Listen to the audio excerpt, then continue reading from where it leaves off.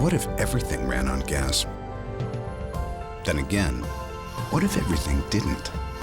The 100% electric, zero gas Nissan Leaf. Innovation for the planet. Innovation for all. Boa tarde, pessoal. Isso não foi um comercial.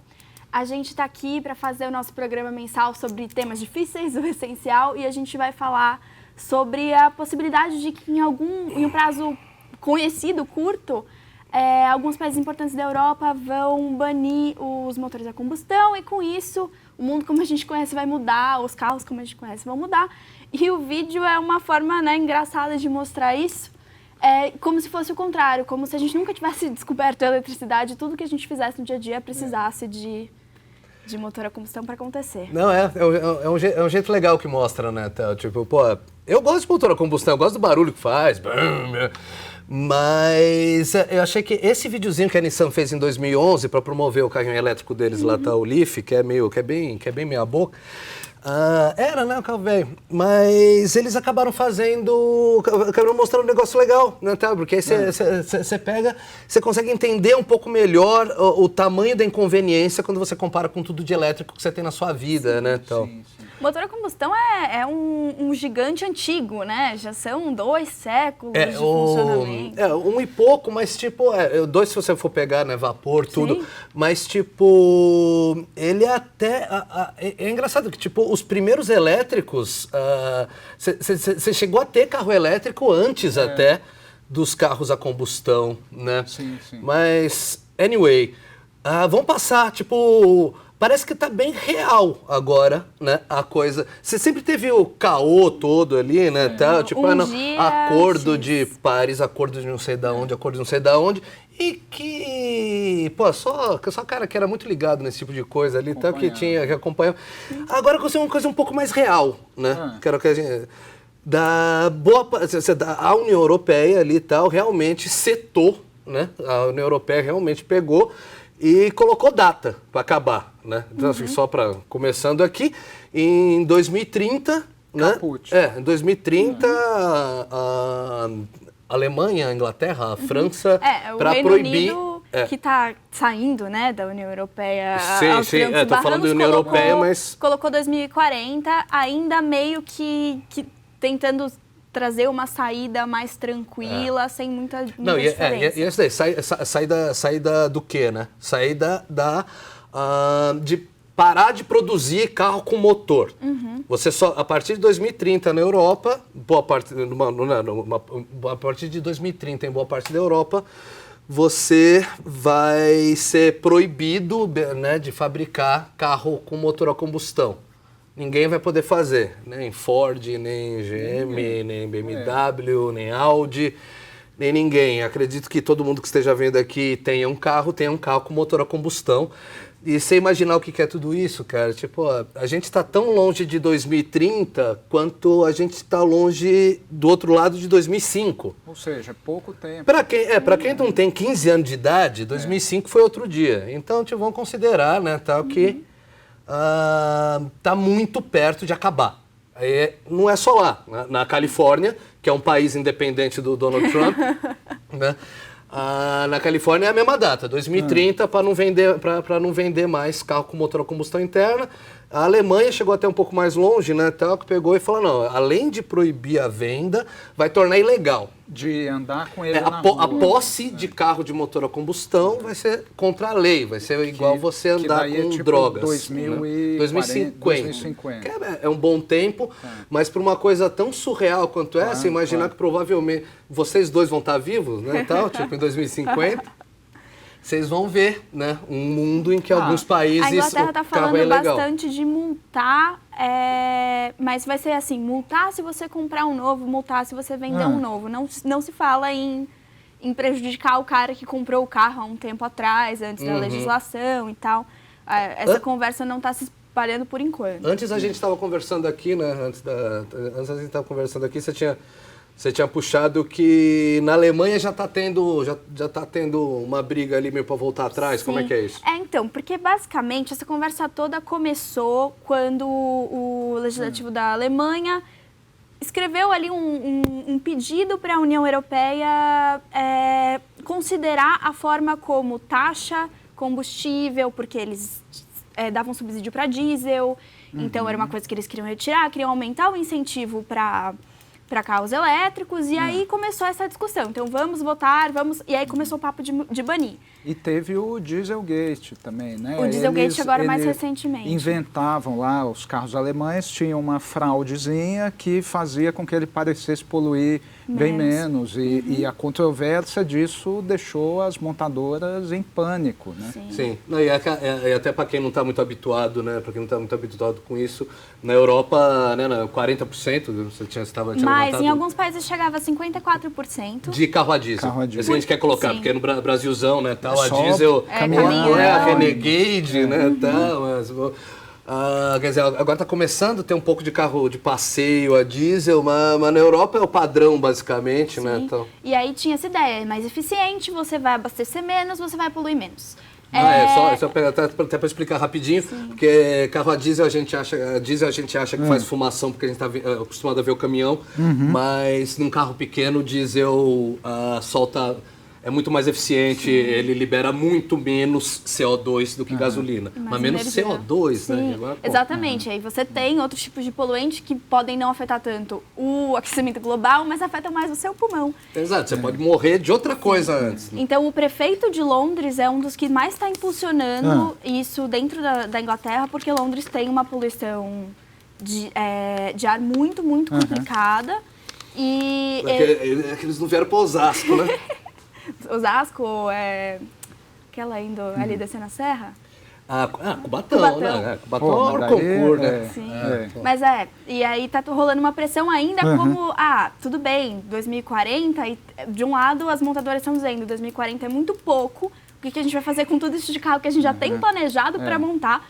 E os ambientalistas estão dizendo, 2040 é muito, o que você vai fazer com todas as pessoas que você está envenenando? É muito, mas se for semana que vem também, então... Você quebra a indústria. Por um lado, claro que isso é um passo na direção correta e tal, sem dúvida quanto a isso.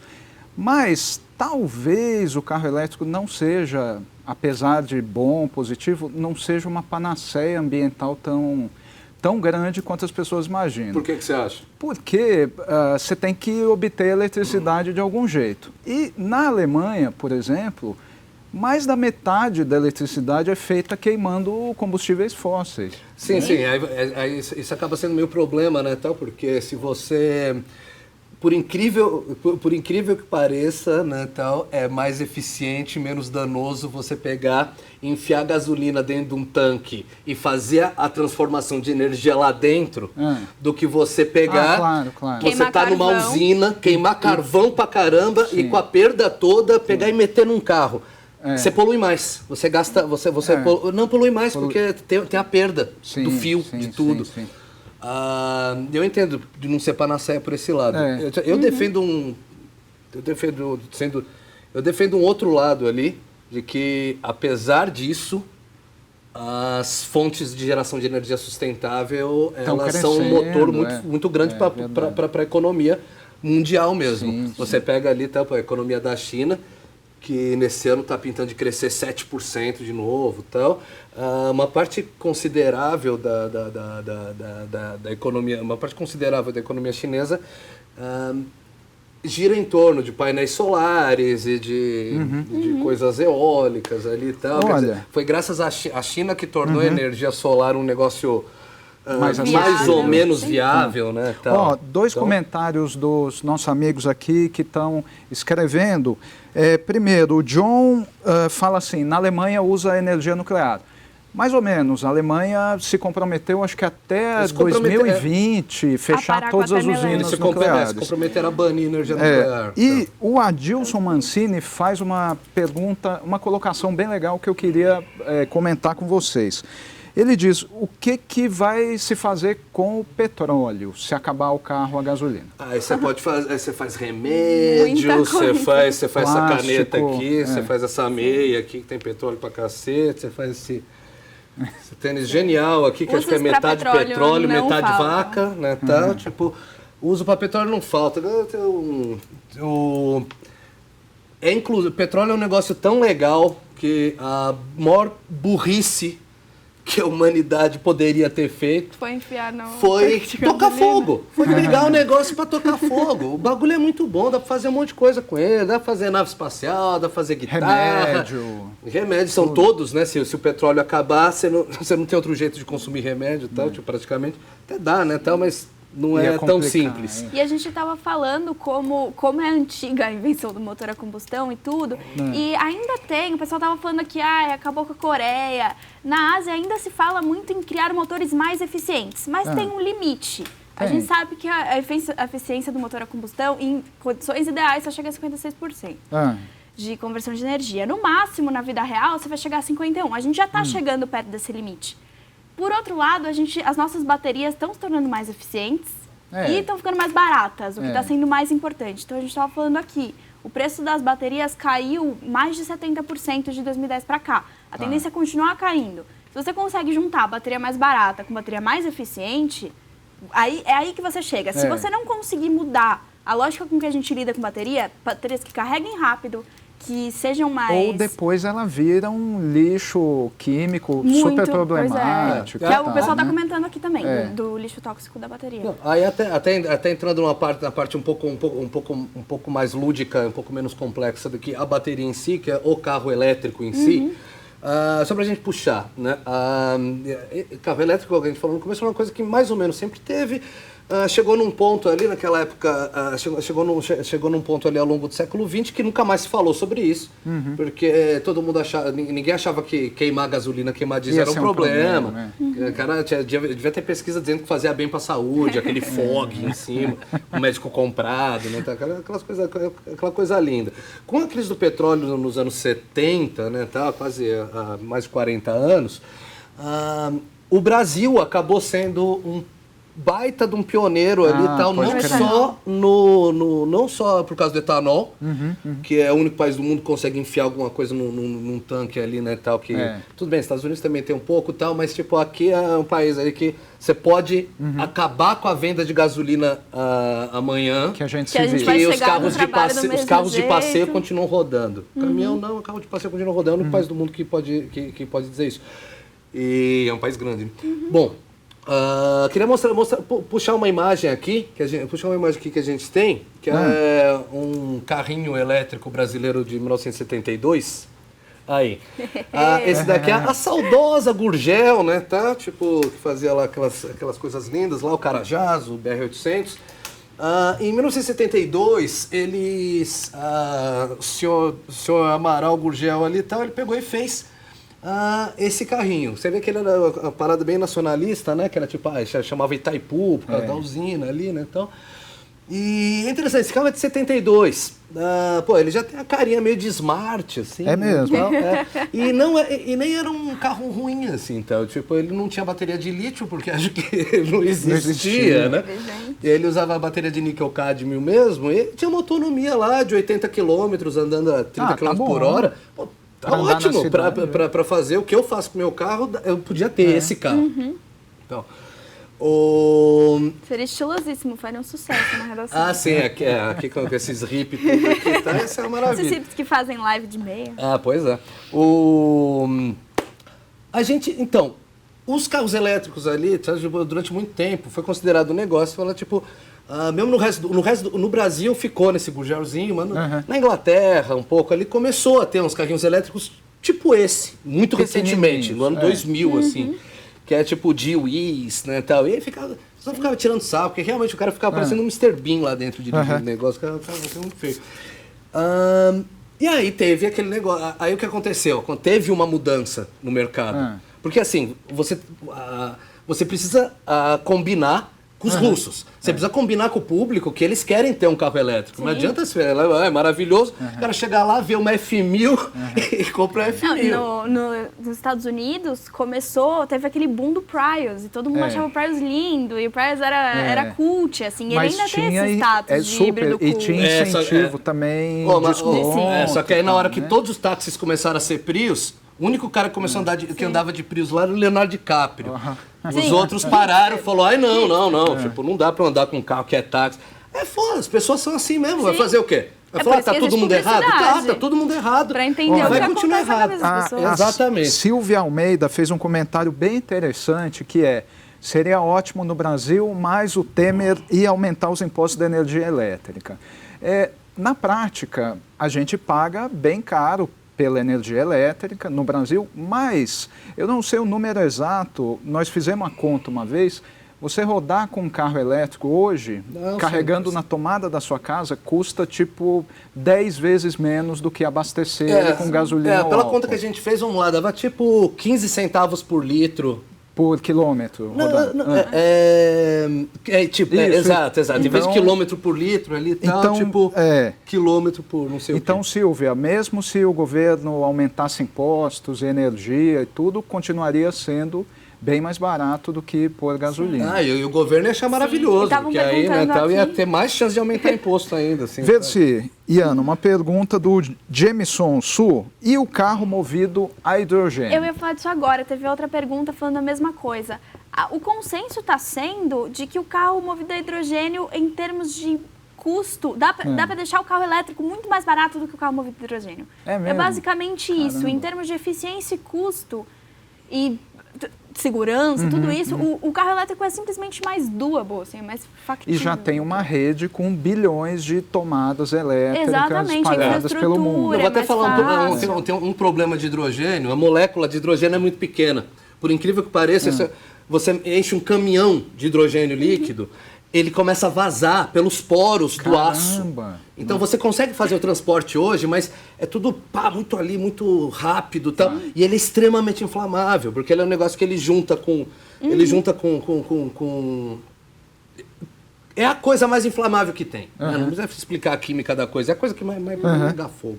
Então, seria muito legal se fosse hidrogênio, porque você ia conseguir abastecer em mais 10 segundos. Sim. Em vez de um carro elétrico um pode bom durar elétrico. 5 horas. 5, 8, mas no mínimo meia hora. Com um carregador supercharger rápido, ali. Até queria, só pra gente poder mostrar, mostrar um negócio aqui que tá rolando bem, uma coisa super recente.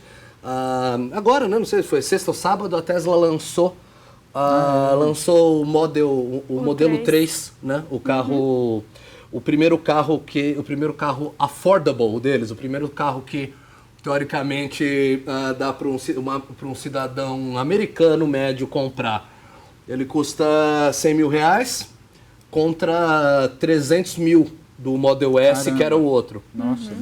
300 mil reais lá, né? Tipo, se você importa para cá, o Model S ia sair 700 mil reais. Aí agora eles lançaram um de 200. O preço seria um preço de um Camaro no Brasil, só que para o padrão americano ali e tal, isso não é um carro caro. Né? E esse tende a ser, esse daí, pelo tanto de pedido que ele recebeu, ele tende a ser, muito provavelmente ele vai ser o carro mais vendido dos Estados Unidos em 2018. Ele vai ultrapassar a Toyota, a Honda, caminhonete da Ford. Ele vai ultrapassar esse pessoal aí no ano que vem e ser o carro mais vendido. Quer dizer, e esse foi o pulo do gato da Tesla. Eles tornaram o carro elétrico uma coisa que as pessoas querem ter. Né? Os caras conseguiram virar meio que a Apple do carro mesmo. Sim, total. E até fez a Apple desistir do projeto de carro que eles tinham. O Felipe tá aqui comemorando. Ele, desde o começo da live, tá falando: mostra a Tesla, mostra a Tesla. Mostramos, Felipe. Tá aí, Felipe. Por mim, eu deixava só isso aí mesmo. Não ficava mostrando eu, não. Porque, o nosso amigo Nelder faz uma pergunta bem legal. E o tal do motor a água, H2O, que é um dos mitos mais persistentes, né, na internet. Vamos explicar para o Nelder e para os nossos amigos por que não existe motor a água e qual é a ciência envolvida. Motor a água é igual Saci Pererê, né, tal, é igual sinal de internet, assim, tal, aqui no prédio, tal, é coisa que não existe, né? Então, conta aí por que não existe. Olha, porque, Nelder, como é que esse carro funcionaria? Ele ia ter que pegar o H2O da água, fazer eletrólise para separar o hidrogênio do oxigênio e queimar o hidrogênio. Só que a energia que você precisa para fazer a eletrólise teria que vir duas coisas. Primeiro, ela tem que vir de algum lugar, que ia ser uma bateria elétrica que estaria dentro do carro. E segundo, ela é maior do que a energia que você aufere depois queimando o hidrogênio.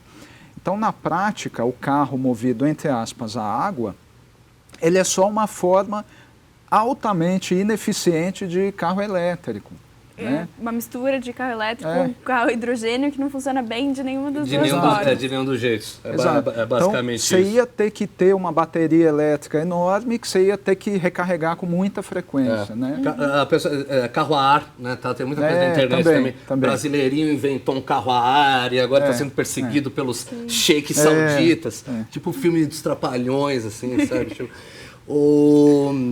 teve um filme dos Trapalhões, eu acho, sobre isso. O cara tinha inventado carro a água e realmente uns sheiks sauditas vinham atrás dele. E o lance do carro a ar é a mesma coisa. Para você comprimir o ar, você precisa de energia. Né? Então, não é que ele é movido a ar, ele é movido pela pressão. Ele é movido a pressão. Aí você pega ali, uma cacetada de ar, comprime, e para fazer isso você precisa de uns motores, uns geradores a diesel. Até o que faz o teu carro ser... fazer grandes molas, estilingues dentro do seu carro movido a gasolina. Caraca, o Ricardo Mas Ferreira... é isso, só para fechar, um carro movido a água ou um carro movido a ar, ele é muito mais poluente que um carro movido a qualquer outra coisa. Olha, o Ricardo Ferreira está perguntando uma coisa que eu não vou nem tentar responder, mas vocês, por favor, tentem. Vocês acham que no futuro existe a possibilidade de usar antimatéria como combustível para carros? Eu mesmo já estou tentando usar o meu, né? Tipo, eu pego uma matéria da Super... O problema é que o carro sumiu no que você vai tentar fazer isso. Tem essa questão também, né? Tipo, né? Explica aí, Ana, como é que funciona. Olha, não, gente, é bem... A gente teria que estudar isso para dar uma resposta com mais autoridade. Mas, basicamente, a gente não tem... O nosso motor não é capaz de conter a antimatéria em si. A antimatéria é a coisa mais instável que existe. Exatamente porque... Antimatéria, quando ela toca a matéria normal, a matéria normal e a antimatéria se convertem em energia e você tem uma explosão nuclear, né? Se você tiver uma bola de gude de antimatéria e você joga ela no chão, ela vai explodir com a força de várias bombas de Hiroshima, que é a quantidade de energia que tem dentro ali. Então, o problema é esse. Tem muita energia, tem tudo. Só que aí, tipo, você bota essa bolinha de gude dentro do carro... Onde você vai fazer isso? Você vai ter uma explosão nuclear, você vai acabar com essa cidade. Então, não é uma questão de engenharia, é uma questão de a ciência precisa se desenvolver... Mas muito. Você vai ter 3 computadores quânticos em casa antes de você ter um carro. Eu viajo no tempo, rola antes. E a Fabi pergunta se existe uma perspectiva do Brasil entrar na onda dos carros elétricos. E ela fala, já existem carregadores públicos, mas são bem poucos. Você ficou uma semana com um carro elétrico. Conta pra gente, como foi? Não, foi no Brasilzão mesmo. Foi aqui no trabalho, pra casa, tal, marginal, tudo isso. O pessoal da 4 Rodas, né, tipo, eles ficaram vários meses com um Nissan Leaf, que era justamente o carrinho daquele comercial que a gente passou lá atrás. Eles deixaram uma semana comigo para eu escrever sobre, né, sobre a experiência. E, bom, a experiência. Primeira coisa que você pensa quando você está no elétrico e começa a dirigir ele, é que a gasolina é um cavalo. A diferença de um carro elétrico, mesmo um carro elétrico que não é o Tesla, é um Nissan Leaf, que tem táxi Nissan Leaf aqui. Ele é tão além, ele é um negócio tão além, que é equivalente à diferença de uma carruagem para um carro. E é o vídeo do próprio Leaf que a gente mostrou no começo da live, para quem não estava assistindo, que é o que aconteceria se o mundo fosse inteiro... Sim. Powered por motor a combustão. Ele tudo vibra menos, faz menos barulho. Uma coisa que é muito legal, tem a parte do barulho é surreal, porque você entra no carro, ele é igual ligar um videogame, né? Ele faz plim, né, tal, e você já tá andando.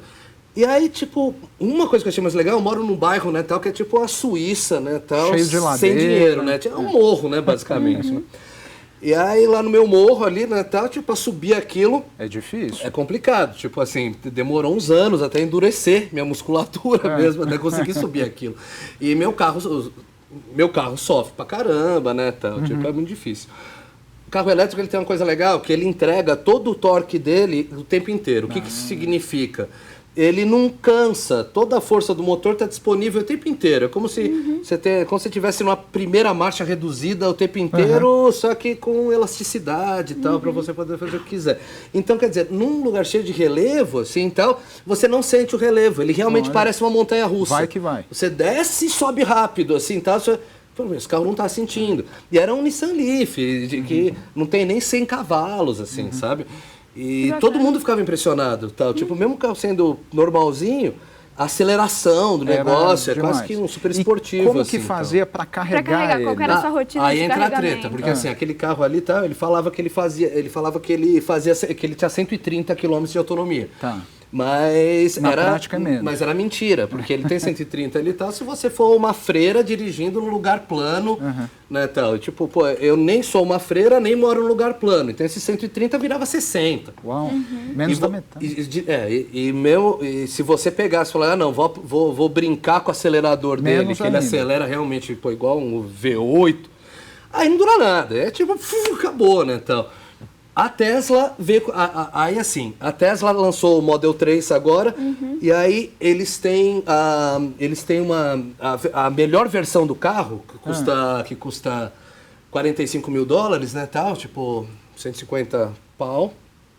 Ela tem 500 km de autonomia. Eu acredito que eles devam usar a mesma tática lá, tá, da Nissan, que é 500 km com uma freira dirigindo, né, no interior de Portugal, né, tal. Dando volta lá no Vaticano, lá consegue andar 500 km. Mas acredito também ali tal que esses 500 você andando normal deve virar 300. Sim, 300 está ótimo. Né? O meu poçante lá tal não faz nem isso. Mas daí você carregava usando a tomada do prédio? Não, então, essa é uma treta, mesmo um negócio que eu sempre quis conversar sobre carro elétrico. Porque ele... Vamos pensar, Brasilzão mesmo. Não tem tomada na garagem. Brasilzão sempre vai ser um negócio de nicho. A gente não tem saneamento básico. Como é que você vai ter tomada para cada cidadão, né? Tomada de 220. Eu não podia carregar no meu prédio. Porque não tem tomada. Como. Então carregava aqui na Abril, que o pessoal da 4 rodas, né? Então, eles instalaram um tomadão 220 ali e tal. E aí ficava mais ou menos confortável. Deixava aqui carregando na hora do trabalho e depois conseguia usar o carro, né? No fim de semana e tal. Só que aí trazia pra cá de novo no sábado. Pra carregar. Eu pegava o ônibus no fim de semana, vinha pra cá pegar o carro e tal. Quer dizer, tem vários inconvenientes. E, quer dizer, o carro elétrico, no Brasil e em todos os outros países que não sejam ali as áreas mais ricas da Califórnia, ou que não seja a Noruega, que não seja... Né, ele vai ter esse problema. Que você precisa de uma tomada para cada cidadão, né, tá, uma tomada para cada lar. E você não tem saneamento básico em cada lar no Brasil. Né, tá, a penetração do saneamento básico aqui é 50%.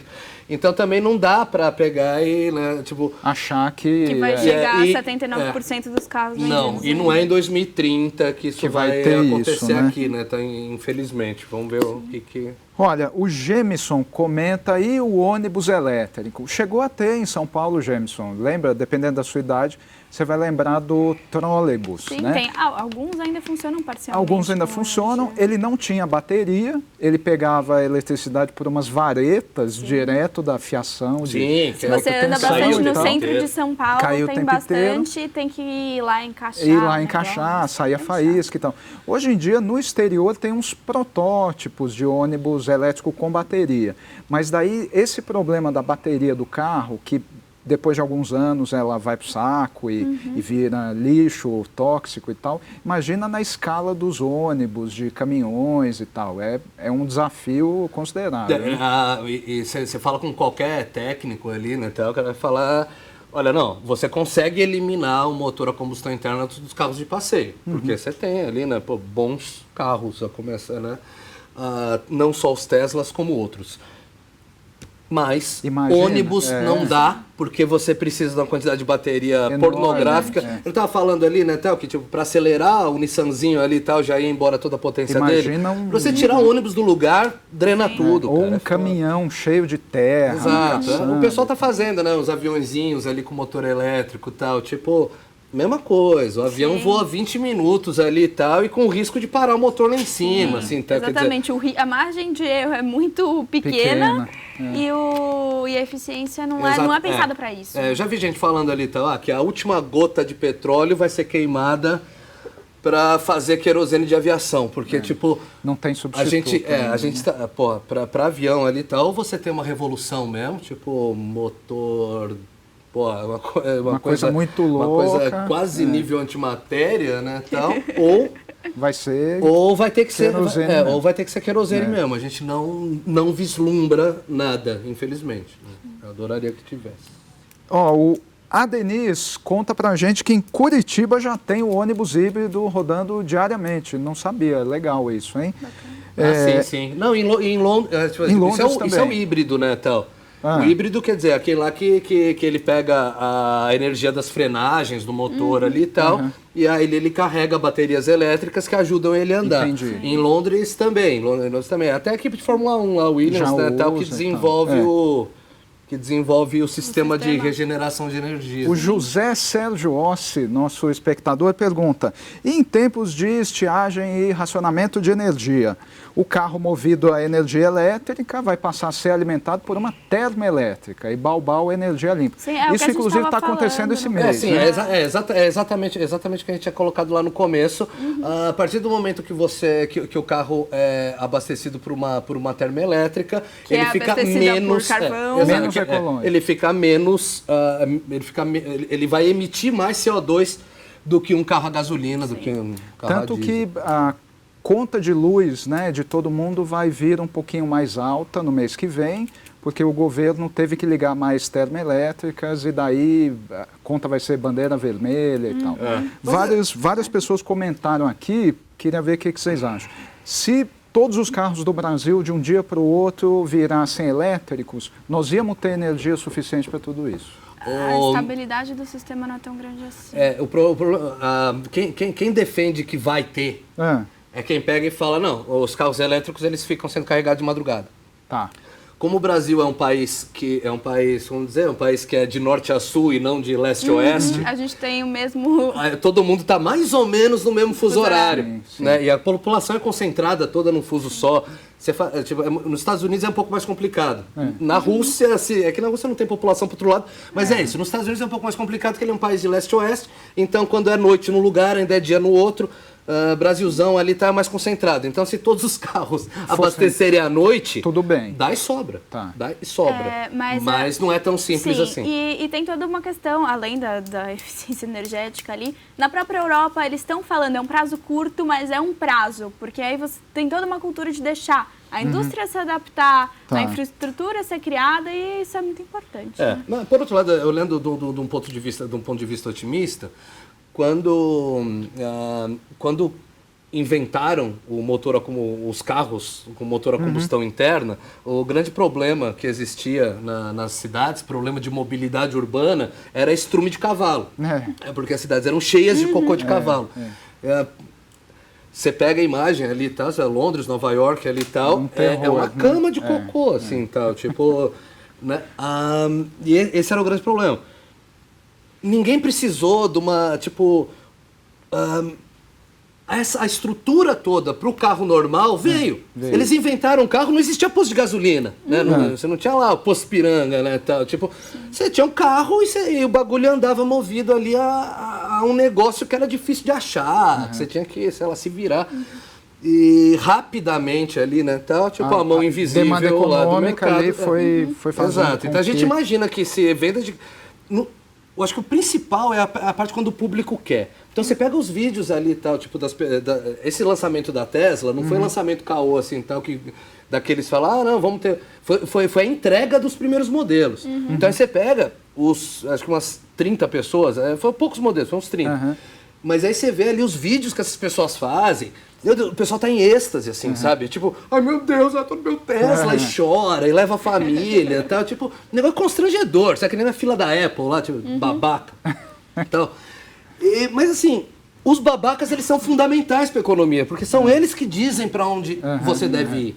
né? Certo. E é isso, quer dizer, se você tiver você tá tendo um embasbacamento com a Tesla, vai começar a andar carrinho da Tesla aqui.